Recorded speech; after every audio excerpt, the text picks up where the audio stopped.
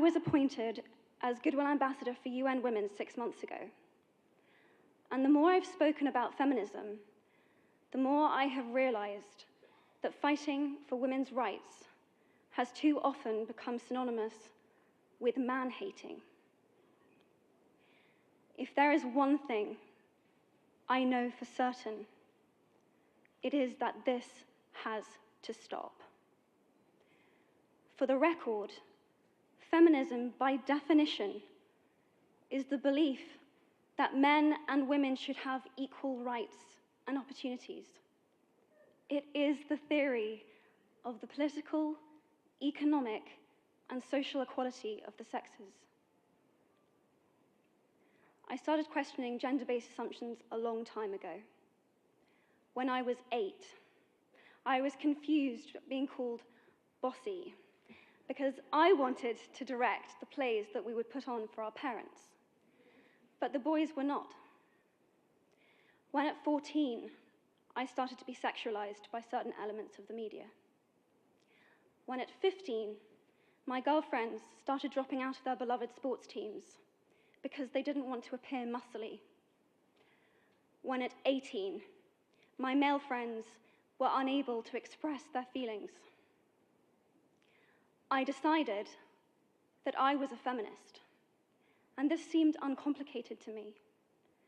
But my recent research has shown me that feminism has become an unpopular word.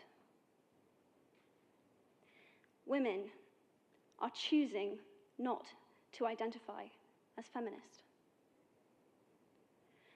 Apparently, I am among the ranks of women whose expressions are seen as too strong, too aggressive, isolating, and anti-men, unattractive even. Why has the word become such an uncomfortable one? I am from Britain, and I think it is right that I am paid the same as my male counterparts. I think it is right that I should be able to make decisions about my own body. I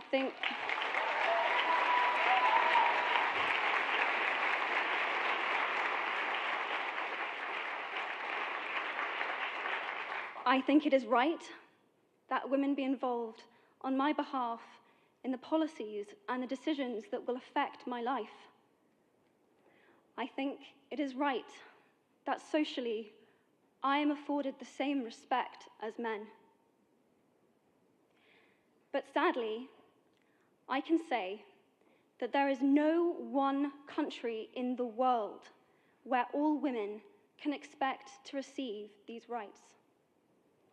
No country in the world can yet say that they have achieved gender equality. These rights I consider to be human rights, but I am one of the lucky ones. My life is a sheer privilege because my parents didn't love me less because I was born a daughter. My school did not limit me because I was a girl. My mentors didn't assume that I would go less far because I might give birth to a child one day. These influences were the gender equality ambassadors that made me who I am today. They may not know it, but they are the inadvertent feminists who are changing the world today. We need more of those. And if you still hate the word, it is not the word that is important. It's the idea and the ambition behind it. Because not all women have received the same rights that I have. In fact, statistically, very few have been. In 1997, Hillary Clinton made a famous speech in Beijing about women's rights. Sadly, many of the things that she wanted to change are still true today. But what stood out for me the most was that less than 30% of the audience were male. How can we affect change in the world when only half of it is invited or feel welcome to participate in the conversation? Men, I would like to take this opportunity to extend your formal invitation.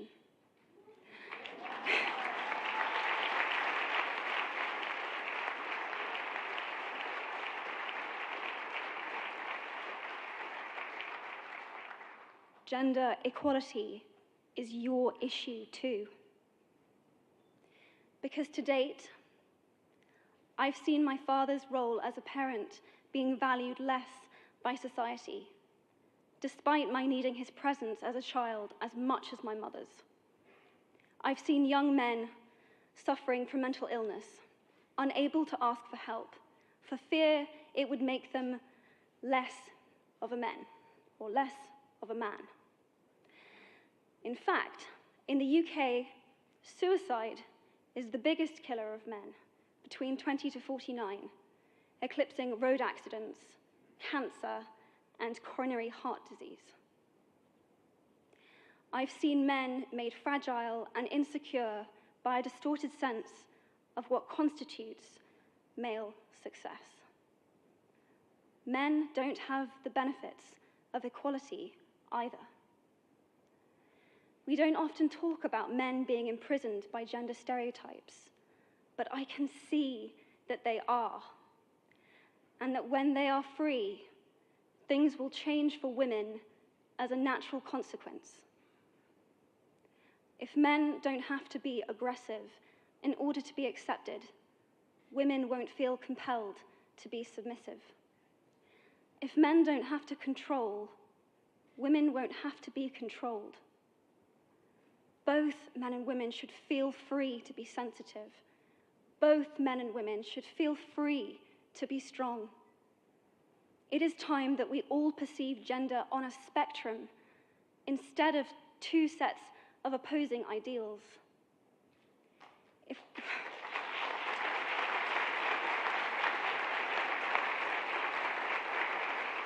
If we stop defining each other by what we are not and start defining ourselves by who we are, we can all be freer. And this is what he, she is about. It's about freedom. I want men to take up this mantle so that their daughters, sisters, and mothers can be free from prejudice, but also so that their sons have permission to be vulnerable and human too. Reclaim those parts of themselves they abandoned, and in doing so, be a more true and complete version of themselves.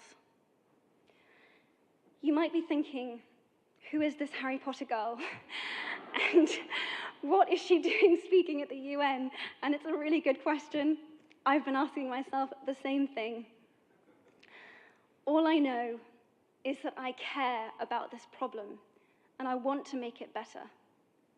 And having seen what I've seen, and given the chance, I feel it is my responsibility to say something. Statesman Edmund Burke said, "All that is needed for the forces of evil to triumph is for good men and women to do nothing." In my nervousness for this speech, and in my moments of doubt, I've told myself firmly, if not me, who? If not now, when? If you have similar doubts when opportunities are presented to you, I hope that those words will be helpful.